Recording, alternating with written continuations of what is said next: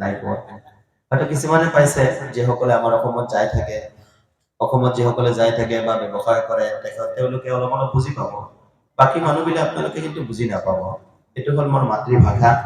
যিয়ে নহওক মই চেষ্টা কৰিম বেংগলীয়া ভাষাত কথা ক'বলৈ চেষ্টা কৰিম। আপনাদেরকে দোয়া করব। আমা তাওফীক ইল্লা বিল্লাহ আলাইহি তাওয়াক্কালতু ওয়া ইলাইহি উনীব। একটু জোরে বলেন আমিন। আমাদের শ্রদ্ধা সম্মানিত মা ও বোনেরা, যে আল্লাহ আমাদেরকে সুস্থ শরীরে সুস্থ জ্ঞানে কোরআনুল কারীম থেকে নবীদের অসংখ্য হাদিসের থেকে দীর্ঘ সময় ধরে বর্ণনা শোনার জন্য যে আল্লাহ তৌফিক দিয়েছেন, আল্লাহ শুকরিয়া আদায় করি। সকলে বলি আলহামদুলিল্লাহ। আলহামদুলিল্লাহ। আরেকটু জোরে বলি আলহামদুলিল্লাহ। আলহামদুলিল্লাহ। ভাই আপনার মতো আমার মতো অনেক মানুষ ছিল, তারা বেমার নিয়ে ঘরে বসে আছে, আসতে পারে না অসুস্থতার জন্য। আল্লাহ আমাদেরকে সুস্থ রেখেছে। যে নবী করিম সাল্লাল্লাহু আলাইহি ওয়াসাল্লামের অশেষ কষ্টের বিনিময় মাদ্রাসা কিভাবে নির্মাণ করতে হয়, সেই মাদ্রাসার মধ্যে কিভাবে তালিম দিতে হয় আমরা বুঝতে পেরেছি। একজন মানুষ ইন্তেকাল করলে তাকে কিভাবে গোসল করাতে হয়, কিভাবে কাফন দাফন করাতে হয় আমরা বুঝতে পেরেছি। সে দয়ার নবী মায়ের নবী রাহমাতুল লিল আলামিন কে দিবার মতো কিছু নেই। সাফায়েতের আশা আমরা নবীজির উপরে দরুদ পড়ছি, সকলে বলছি সাল্লাল্লাহু আলা মুহাম্মদ সাল্লাল্লাহু আলাইহি ওয়াসাল্লাম। সম্মানিত হাজিরিন, আপনারা জানেন আমি আসামের লোক। আসামে বাংলা ভাষাটা চলে, কিছু কিছু জায়গা আছে চলে, কিন্তু আসামের ল্যাঙ্গুয়েজটা হলো আসামিজ ভাষা। আপনাদের ভাষার সাথে আমাদের ভাষার সাথে মিল নাও হতে পারে, কথা বলতে গিয়ে এদিক সেদিক হতে পারে, হয়তো এক দেশের ভাষা আর এক দেশের গালিও হতে পারে। আপনারা মনের মধ্যে কিছু নেবেন না। মোর যেহেতু মাটির ভাষা, সেই ভাষা দিয়ে যদি আমি এতে আলোচনা করো আপনাদেরকে কিন্তু বুঝি না পাবো। কিবা বুঝি পাইছে নাই পোৱা হয়তো কিছুমানে পাইছে যিসকলে আমাৰ অসমত যাই থাকে, অসমত যিসকলে যাই থাকে বা ব্যৱসায় কৰে তেওঁলোকে অলপ অলপ বুজি পাব। বাকী মানুহবিলাক আপোনালোকে কিন্তু বুজি নাপাব। এইটো হ'ল মোৰ মাতৃভাষা। যিয়ে নহওক মই চেষ্টা কৰিম বেংগলীয়া ভাষাত কথা ক'বলৈ চেষ্টা কৰিম। আপনাদেরকে দোয়া করব। আমা তাওফীক ইল্লা বিল্লাহ আলাইহি তাওয়াক্কালতু ওয়া ইলাইহি উনীব। একটু জোরে বলেন আমিন। আমিন। আমি বলছি যে আমার মায়ের পেটের ভাষায় যদি আমি কথা বলি তাহলে আপনারা কেউ বুঝতে পারবেন না। যতদূর সম্ভব আমি বাংলা ভাষায় কথা বলার জন্য চেষ্টা করব, আল্লাহ যদি তৌফিক দেন। আপনারা থাকবেন না চলে যাবেন? গত রাত্রি মাহফিল করলাম আপনাদের পাশের এই বড় মাদ্রাসা, কি নাম ছিল? নবকলা মাদ্রাসা। আপনারা গিয়েছিলেন? কেউ কেউ গিয়েছিলেন? গিয়েছিলেন আপনারা? মাশাআল্লাহ। শেষ পর্যন্ত আমি ছিলাম, 3টা পর্যন্ত আলোচনা করেছি। কণ্ঠটাও ভাঙা, দোয়া করেন আল্লাহ যেন আমার কণ্ঠটাকে ভালো করে দেন। দুইটি কথা আপনাদের সম্মুখে আল্লাহ যেন তুলে ধরার তৌফিক দান করে। হাজিরিন, এই পৃথিবীর জমিনের মধ্যে আল্লাহ তাবারক তাআলা যা কিছু সৃষ্টি করেছেন একটা কালের জন্য, একটা সময়ের জন্য সৃষ্টি করেছেন। সময় যখন শেষ হয়ে যাবে সব শেষ হয়ে যাবে। আল্লাহ পাক রব্বুল আলামিন কোরআনুল কারীমের ভিতরে বলেন, মা খালাকানাস সামাওয়াতি ওয়াল আরদা ওয়া মা বাইনাহুমা ইল্লা বিল হাক্কি ওয়া আজালিম মুসাম্মা। আল্লাহ পাক রব্বুল আলামিন বলেন, আকাশের মধ্যে যা কিছু আমি আল্লাহ পাক রব্বুল আলামিন সৃষ্টি করেছি, জমিনের মধ্যে যা কিছু আমি আল্লাহ পাক রব্বুল আলামিন সৃষ্টি করেছি, মধ্যবর্তী স্থানে যা কিছু আমি আল্লাহ পাক রব্বুল আলামিন সৃষ্টি করেছি, ওয়া আজালিন মুসাম্মা, সব কিছু একটা কালের জন্য, সময়ের জন্য আমি আল্লাহ পাক রব্বুল আলামিন সৃষ্টি করেছি। সময় যখন শেষ হয়ে যাবে, আকাশ চূর্ণ বিচূর্ণ হয়ে যাবে, জমিন চূর্ণ বিচূর্ণ হয়ে যাবে, মানব দানব কীট পতঙ্গ সব কিছু ধ্বংস হয়ে যাবে। তারপরে যিনি বেঁচে থাকবেন তিনি হলেন আমাদের আল্লাহ। একটু জোরে বলা যায় কিনা সুবহানাল্লাহ? লিল্লাহি তাকবীর, লিল্লাহি তাকবীর। বাবাজিরা আমার, আল্লাহ পাক রব্বুল আলামিন সময়ের জন্য, কালের জন্য সব কিছু সৃষ্টি করেছেন। সময় যখন শেষ হয়ে যাবে, আকাশ জমিন চন্দ্র সূর্য গ্রহ নক্ষত্র মানব দানব কীট পতঙ্গ সব কিছু শেষ হয়ে যাবে, সব কিছু ধ্বংস হয়ে যাবে। শুধুমাত্র কেবলমাত্র বেঁচে থাকবেন আমার আল্লাহ।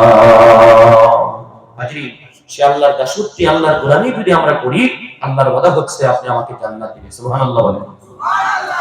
কোরআনুল কারীম আল্লাহ রাব্বুল আলামিন বলেন, ইন্নাল্লাযীনা ক্বালু রাব্বুনাল্লাহু সুম্মা ইসতাকামু তাতানাজ্জালু আলাইহিমুল মালায়েকা আল্লা তাখাফু ওয়া লা তাহজানু ওয়া আবশিরু বিল জান্নাতিল্লাতী কুনতুম তুআদুন।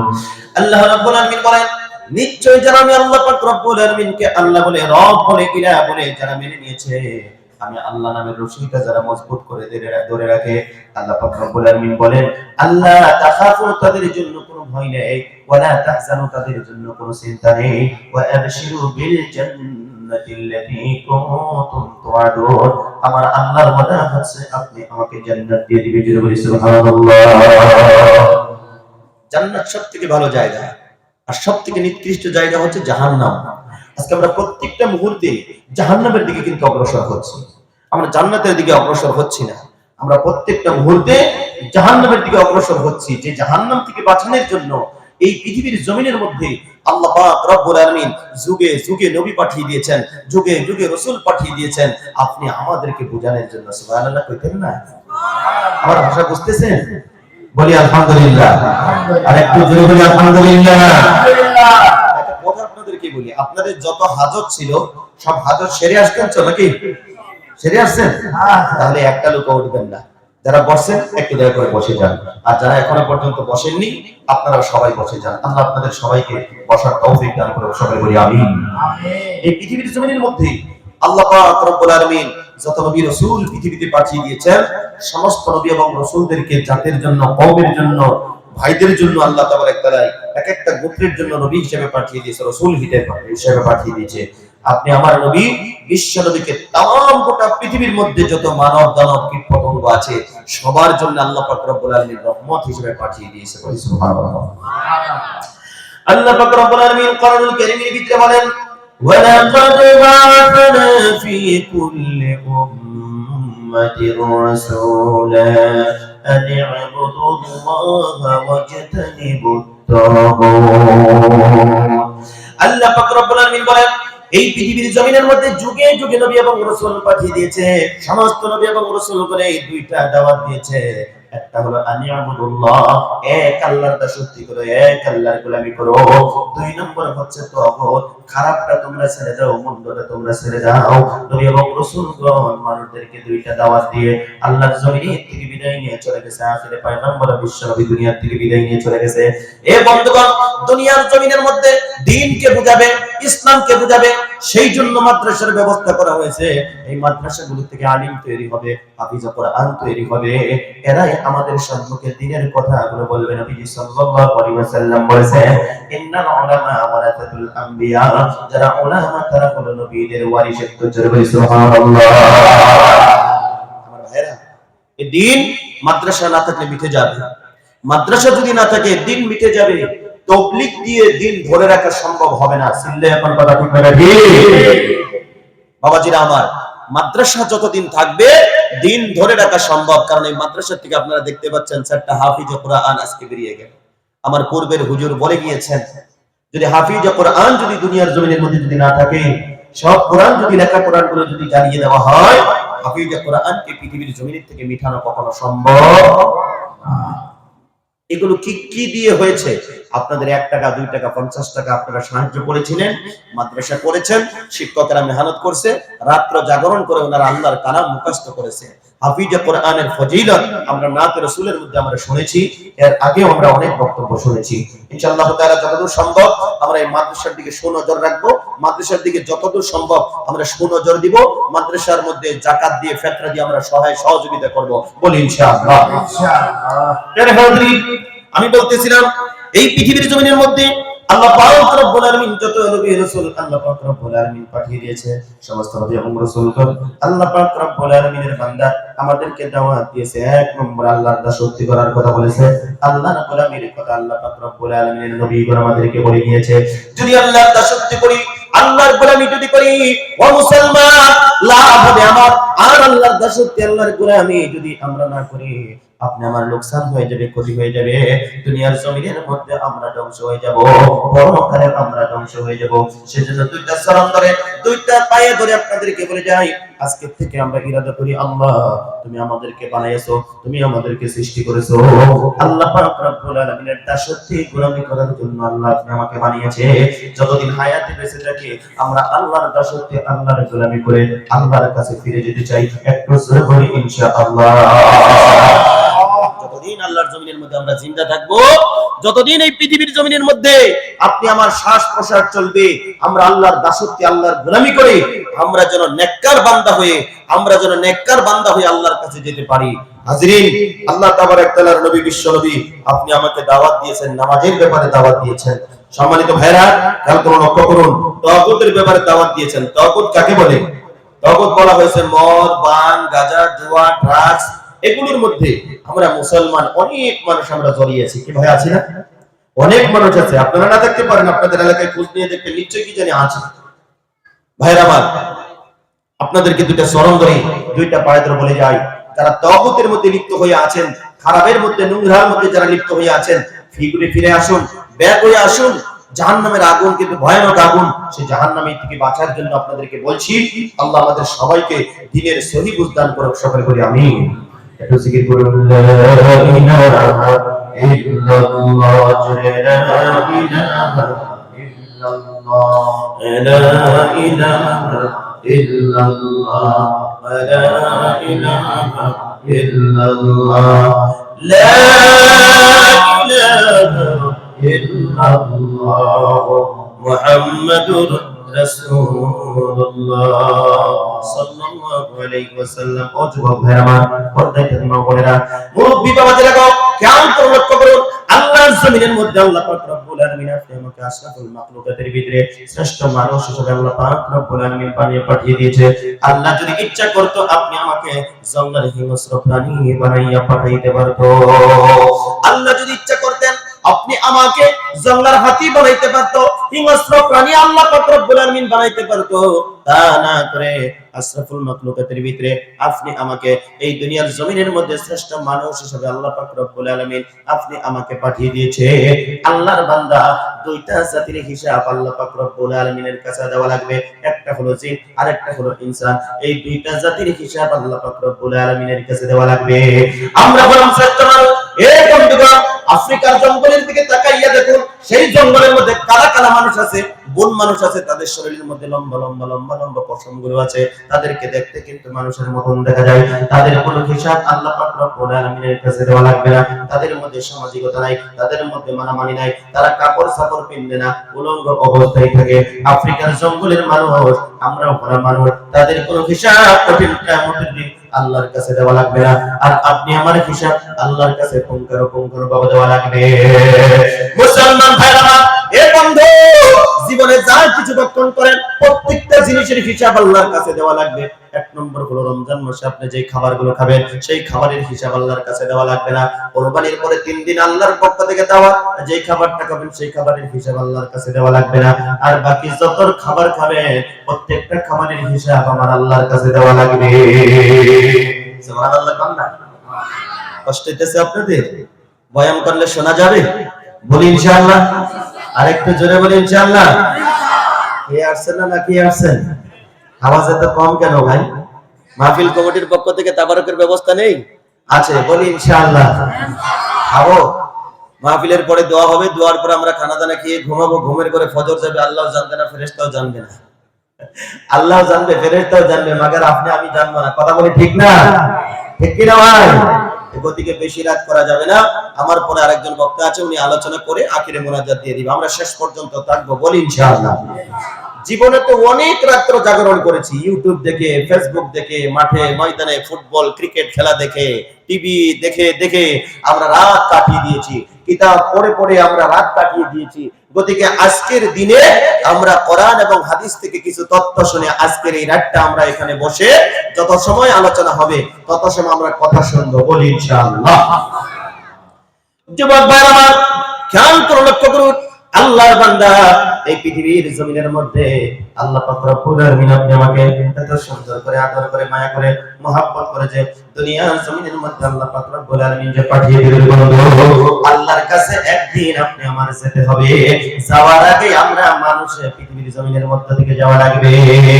সমাজের মধ্যে বর্তমান খুব গুরুত্বপূর্ণ একটা বয়ান আপনাদেরকে আমি শোনাইবো। আল্লাহর বান্দা সবাই আমার দিকে তাকান। তাকওয়া সম্পর্কে অল্প সময় আলোচনা করে আপনাদের কাছ থেকে বিদায় নিব। আল্লাহ পাক রব্বুল আলামিন কোরআনুল কারীমের ভিতরে বলেন, ইন্না আকরামাকুম ইনদাল্লাহি আতকাকুম, নিশ্চয় সেই ব্যক্তিগুলো আল্লাহর কাছে বড়। এ বন্ধু, যারা নাকি আল্লাহ পাক রব্বুল আলামিনকে ভয় করে পৃথিবীর জমিনের মধ্যে চলাফেরা করে, তারাই হলো পৃথিবীর জমিনের মধ্যে সবথেকে বড়। মানুষের মধ্যে ধনী মানুষ আছে, মানুষের মধ্যে গরীব মানুষ আছে, মানুষের মধ্যে কালো মানুষ আছে, মানুষের মধ্যে সাদা মানুষ আছে, মানুষের মধ্যে লম্বা মানুষ আছে, মানুষের মধ্যে খাঁটা মানুষ আছে। কোন মানুষটা আল্লাহর কাছে দামি, কোন মানুষটা আল্লাহর কাছে শ্রেষ্ঠ? যারা আমার আল্লাহকে ভয় করে পৃথিবীর জমিনের মধ্যে চলাফেরা করে, তারাই হলো আমার আল্লাহর কাছে সবথেকে বড়। একটু জোরে বলা যায় কিনা সুবহানাল্লাহ? ও মুসলমান ভাইরা আমার, যারা আল্লাহকে দেখে ভয় করে পৃথিবীর জমিনের মধ্যে চলে, তারা জীবনে কোনোদিন ড্রাগসের বোতল হাতের মধ্যে নিতে পারে না, ড্রাগসের ইনজেকশন তারা শরীরের মধ্যে পারে না। যারা আমার আল্লাহকে ভয় করে পৃথিবীর জমিনের মধ্যে চলে, তারা মদের বোতল কোনোদিন হাতের মধ্যে নিতে পারে না। যারা আমার আল্লাহকে ভয় করে পৃথিবীর জমিনের মধ্যে চলাফেরা করে, তারা জীবনে কোনোদিন জিনা ব্যভিচার করতে পারে না। যারা আমার আল্লাহকে ভয় করে পৃথিবীর জমিনের মধ্যে চলে, তারা কোনোদিন অশ্লীলতার মধ্যে জড়াইয়া পড়তে পারে না। একটু জোরে জোরে বলা যায় কিনা মারহাবা? যারা আল্লাহকে ভয় করে চলে, তারা খারাপ কাজ কখনো করতে পারে না, মিথ্যা বলতে পারে না, জিনা করতে পারে না, জিনা ব্যভিচার করতে পারে না, সুদ খেতে পারে না, ঘুষ খেতে পারে না, হারাম কাজ তারা করতে পারে না। যারা মালিক মেহেরবানকে ভয় করে, যারা পৃথিবীর জমিনের মধ্যে চলে। সম্মানিত হাজিরিন, কতটা ভয় আপনি আমার দিলের মধ্যে আছে একটা বার চিন্তা করে দেখুন। আমি গুনাহের কাজের থেকে বাঁচতে পারতেছি না, বুঝা গেল? আপনি আমার ভিতরে মাবুদের ভয় নাই, মালিকের ভয় নাই, সৃষ্টিকর্তার ভয় নেই। আমরা যার ঘরে কাজ করি, সাধারণ একজন মালিক, ওই মালিককে দেখে যতটা ভয় করি যে আমাকে গালি দিবে, আমাকে খারাপ ভাষায় কথা বলবে, আমার কাজটা সম্পূর্ণ করতে হবে, হাজিরিন, আমরা ওই ভয়ে ওই ডরে 8 ঘন্টা ডিউটি দিয়েছে আমরা 8 ঘন্টায় ডিউটি করি, 2 ঘন্টা ডিউটি দিয়েছে আমরা 2 ঘন্টায় ডিউটি করি। কিসের জন্য? মালিকে যেন আমাকে খারাপ ভাবে যেন বলতে না পারে যে আল্লাহ পাক রব্বুল আলামিন আপনি আমাকে এত সুন্দর করে সৃষ্টি করে দুনিয়ার জমিনের মধ্যে বানিয়ে পাঠিয়ে দিলেন। আল্লাহ বলেছে, বান্দা তোমরা 5টা বার ডিউটি করবা, 5টা বার 24টা ঘন্টা তোমাদেরকে দিলাম। এই 24 ঘন্টার ভিতরে 1 ঘন্টা সময় তোমরা আমাকে দিবা। 1 ঘন্টা সময় 5 ওয়াক্ত নামাজ তোমরা সঠিক মতনে শুদ্ধভাবে পড়বা। বাকি 23 ঘন্টা যত 23 ঘন্টা সময় তোমাদের আমলনামার মধ্যে আমি আল্লাহ নেকি দিয়ে দিব। সূরা কান্না, সুবহানাল্লাহ। যে মালিক আসমান বানাইলো, জমিন বানাইলো, চন্দ্র সূর্য গ্রহ নক্ষত্র সবকিছু যিনি সৃষ্টি করলো, সে মালিক মেহেরবান। তিনি বলছে, বান্দারে মাত্র 1 ঘন্টা সময় তোমরা আমাকে দাও। ফজর, আসর, মাগরিব, ইশা এই 5 ওয়াক্ত নামাজে তোমরা আমাকে একটু সময় দাও। আমি আল্লাহ তোমাদের জন্য জান্নাতের ব্যবস্থা করে রেখে দিয়েছি। কিন্তু আমরা অনেক মানুষ আছি, আমরা কাজের দরুনে, বিবি বাল বাচ্চার মহব্বতে আমরা মাবুদকে সময় দিতেছি না, আল্লাহকে সময় দিতেছি না। আসেন ভাই, ফিরে আসুন। আমরা আল্লাহকে 24টা ঘন্টার ভিতরে 2 থেকে 3টা ঘন্টা আমরা আল্লাহর জন্য ইবাদত করব, নিজের জন্য। বলে ইনশাআল্লাহ। আরেকটু জোরে বলি ইনশাআল্লাহ। বাবাদের আমার খেয়াল করে লক্ষ্য করুন, বিশ্বনবী মায়ার নবী রাহমাতুল লিল আলামিনের নবী, আমার বন্ধুগণ, হযরত আলী রাদিয়াল্লাহু তাআলা আনহু, আল্লাহর নবী সাল্লাল্লাহু আলাইহি ওয়াসাল্লামের সাহাবী হযরত আলী রাদিয়াল্লাহু তাআলা আনহু, তাকওয়ার ব্যাপারে তাকে প্রশ্ন করা হয়েছিল, জিজ্ঞাসা করা হয়েছিল। হযরত আলী রাদিয়াল্লাহু তাআলা আনহু তাকওয়ার কথা বলেছেন। তাকওয়া হলো 4 জিনিসের নাম। জোরে বলেন, কয় জিনিসের নাম? হয় না, আরেকটু জোরে বলেন, কয় জিনিসের নাম? 4 জিনিসের নাম। 1 নম্বর হলো আনসাউফু মিনাল জালিল। ভাই আমার দিকে তাকান। 1 নম্বর হলো আল্লাহকে ভয় করা, 2 নম্বর হলো আমাল বিত তানজিল, কোরআন মোতাবেক আমল করা, 3 নম্বর হলো ওয়াল কানাআতু বিল কালিল, অল্পতে খুশি থাকা, অল্পতে সন্তুষ্ট থাকা, আর 4th নম্বর হলো ওয়াল ইস্তিআদাতু লিয়াউমির রহিম, পরকালের জন্য সঞ্চয় করার নাম হচ্ছে তাকওয়া। একটু জোরে জোরে বলেন সুবহানাল্লাহ। ও মুসলমান ভাই আমার, ভয় কাকে বলে? আমরা সাপ দেখলে ভয় পাই, বাঘ দেখলে ভয় পাই, হাতি দেখলে ভয় পাই, পাগলা কুকুর দেখলে আমরা ভয় পাই, শিক্ষককে দেখলে ছাত্র ভয় পায়। আর 100 ভাগের 1 ভাগ ভয় যদি মালিক আল্লাহকে যদি আমরা করতাম, এই যুগের শ্রেষ্ঠ মানুষটা আপনি আমি হয়ে যেতে পারতাম। কিন্তু আপনি আমার অন্তরের মধ্যে এখনো পর্যন্ত ভয় ঢুকলো না। আল্লাহর বান্দা ঢুকবে কখন? যখন দাড়ি পেকে যাবে, মাথার চুলগুলো যখন পেকে যাবে, শরীরের চামড়াটা যখন লুজ হয়ে যাবে, আমি আর বিজনেস করতে পারবো না, কাজ করতে পারবো না, মাথায় আমাদের ধরবে না। সেই সময় আমরা কিন্তু তওবা করব, ফিরে আসবো আল্লাহর দিকে। যুবকদেরকে বলছি, যুবক রে, সময় আছে, গুনাহ করছো, পাপ করছো, অন্যায় করছো, তওবা করে ফিরে আসো আল্লাহর কাছে। নবী করিম সাল্লাল্লাহু আলাইহি ওয়াসাল্লাম বলেছে, কুল্লু বানি আদম খাতাউন ওয়া খায়রুল খাতাইন ওয়াত তাওয়াবুন। প্রত্যেকটা বনি আদম সন্তান গুনাহগার। এই বন্ধু, প্রত্যেকটা আদম সন্তান গুনাহগার। গুনাহ করাটাই স্বাভাবিক, কারণ আমরা হলাম মানুষ, রক্তে মাংস করা আমরা মানুষ। আমাদের মুখের দ্বারা গুনাহ হইতে পারে, চোখের দ্বারা গুনাহ হইতে পারে, হাতের দ্বারা গুনাহ হইতে পারে। আমার আল্লাহ অপশন রেখে দিয়েছে, আমার আল্লাহ লাইন রেখে দিয়েছে, সেটা হলো তওবা। আমরা গুনাহের কাজ করব, বিবেককে জিজ্ঞেস করব, ইশতেকে তো গুনাহ হয়ে গেছে, সাথে সাথে সাথে সাথে আমরা তওবা করব, আল্লাহর কাছে যদি ফিরে আসি। আমার নবী সাল্লাল্লাহু আলাইহি ওয়াসাল্লাম জানিয়ে দিয়েছে, এই মানুষগুলোই হলো পৃথিবীর জমিনের মধ্যে সবথেকে শ্রেষ্ঠ, যারা গুনাহের করার পরে যারা তওবা করে আল্লাহর কাছে ফিরে আসে। একটু জোরে জোরে বলা যায় কিনা সুবহানাল্লাহ। তওবা করি আবার তওবা ভাঙ্গিনা, অবশেষে খাঁটি তওবা করিনা, অবশেষে খাঁটি তওবা করিনা। গুনাহ করছি আর তো গুনাহ করব না, মাফ করে দাও ও গো আল্লাহ সব গুনাহ। একটু বলেন আমিন। আমিন। যত গুনাহ করেছেন আল্লাহর কাছে ফিরে আসুন, তওবা করেন, আল্লাহর কাছে ফিরে আসেন, আল্লাহর কাছে মাফ চান। আল্লাহ বলে, বান্দারে তুই গুনাহ করেছিস, তোর ভুল তুই নিজে ধরা পড়েছিস, তুই ধরতে পারছিস, তওবা করছো, আমি আল্লাহ যা গাফফার নামের উসিলায় তোর সমস্ত জীবনের গুনাহ আমি আল্লাহ মাফ করে দিলাম। সুবহানাল্লাহ। বাবাদের আমার, খেয়াল করে লক্ষ্য করুন, হযরত আলী রাদিয়াল্লাহু তাআলা আনহু প্রথম নম্বরে বললেন, এক নম্বর হলো আল খাউফু মিনাল জালিল, এক নম্বর হলো আল্লাহকে ভয় করার নাম হচ্ছে তাকওয়া, দুই নম্বর হলো ওয়ালা আমালু বিতানজিল, কোরআন মোতাবেক আমল করার নাম হচ্ছে তাকওয়া। ও দাদু ভাইয়ের আমার, যতদিন আমরা আল্লাহর জমিনের মধ্যে জিন্দা থাকবো, কোরআন মোতাবেক আমল করে আমরা আল্লাহর কাছে ফিরে যাইব। আমরা হিন্দি পড়তে পারি, ইংরেজি পড়তে পারি, গণিত বুঝি, বিজ্ঞান বুঝি, সমাজ বুঝি, বাংলা পড়তে পারি। আল্লাহর বান্দা, মুসলমানের সন্তান হয়ে অনেক মানুষ আছে গো, আমরা কোরআন শরীফ তিলাওয়াত করতে পারি না। একটু খেয়াল করুন, লক্ষ্য করুন, আপনারা নিয়ত করেন, আল্লাহ আমি কোরআন শরীফ শিখবো, কোরআনের মতন আওয়াজ পৃথিবীর জমিনের মধ্যে আর দ্বিতীয় কোনো হতে পারে না। সেজন্য আপনাদেরকে বলছি, কোরআনটা শিখুন। এই কোরআন শরীফ আপনাদেরকে কবরের আযাব থেকে বাঁচাইতে পারবে। পূর্বের বক্তা বলে গিয়েছে, ইকরা মানে হলো পড়া। এ বন্ধুগণ, 5টা আয়াত আল্লাহর পক্ষ থেকে জিবরাইল বিশ্বনবীকে শুনিয়ে দিয়েছিলেন। বিশ্বনবী মুহাম্মদুর রাসূলুল্লাহ সাল্লাল্লাহু আলাইহি ওয়াসাল্লাম কোরআন শরীফের এই 5টা আয়াত দিয়ে এমন একটা সোসাইটি তিনি গঠন করেছিলেন, এমন একটা দল তিনি গঠন করেছিলেন, যেই দলটার মাধ্যমে দিয়ে পৃথিবীর জমিন থেকে অন্ধকার দূর হয়ে গেল, আলো পৃথিবীর জমিনের মধ্যে প্রতিষ্ঠিত হয়ে গেল। বসুন্ধরাবাসী,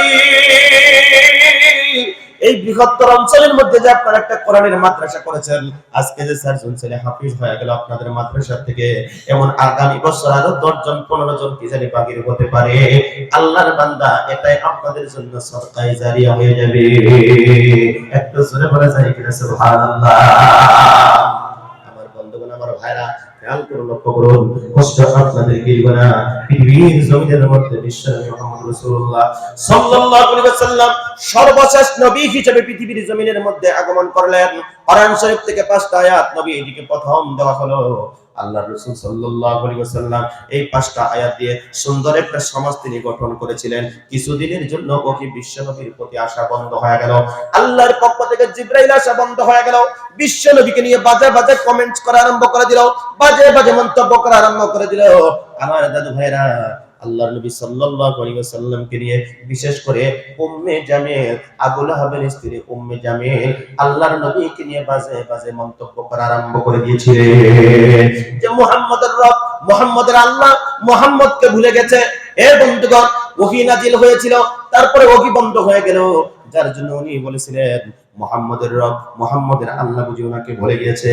সাথে সাথে আমার আল্লাহ পাক রব্বুল আলামিন জানিয়ে দিলেন, বিসমিল্লাহির রহমানির রহিম, ওয়াদুহা ওয়াল্লাইলি ইযা সাজা মা ওয়াদ্দা'কা রাব্বুকা ওয়া মা ক্বালা।